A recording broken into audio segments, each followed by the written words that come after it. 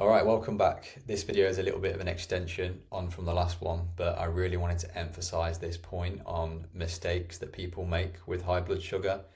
We've touched on them, but just going to go into a few more details. So cutting out sugar. This is often the first and only thing that most people do after a diabetes diagnosis, and probably because it's the only advice that they've got from their GP. But it does not fix insulin resistance on its own. It's just one part of a much more complex puzzle of many factors that contribute to insulin resistance. It's extremely difficult and unnecessary, even short term. Remember, our body uses glucose for energy, and it creates an unhealthy relationship with food where you're super focused on cutting loads of things out when you just don't need to, and that energy would be better off focused on different nutrients that you should be looking at. Similar story with carbs, but even more extreme here. Almost every day somebody tells me that they've cut out carbs to help get their blood sugar down. But most people don't even understand which foods contain carbs, and we will cover that in more detail in a couple of videos time. But these foods that are carbohydrate sources also contain fibre and other micronutrients with lots of other health benefits. And this doesn't consider what we call our carbohydrate tolerance, which I'll also talk a little bit more on later down the line. Focusing on weight loss and restricting calories. Obviously, a calorie deficit is the only way to lose weight, but it shouldn't be extreme or a long-term solution for blood sugar.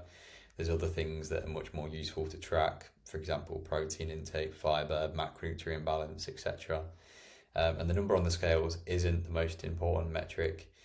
Other things would be more important to look at, like body fat, waist circumference, muscle mass, strength levels, or all of these things are probably more beneficial to us than just your scale weight.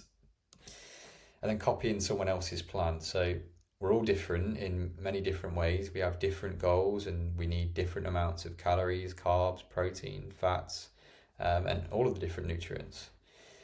There are lots of methods out there that people talk about, and lots of methods that can work and have worked for different people. So whether that is fasting, low carb, keto, carnivore, fast 800, there's endless amounts of methods that people will talk about.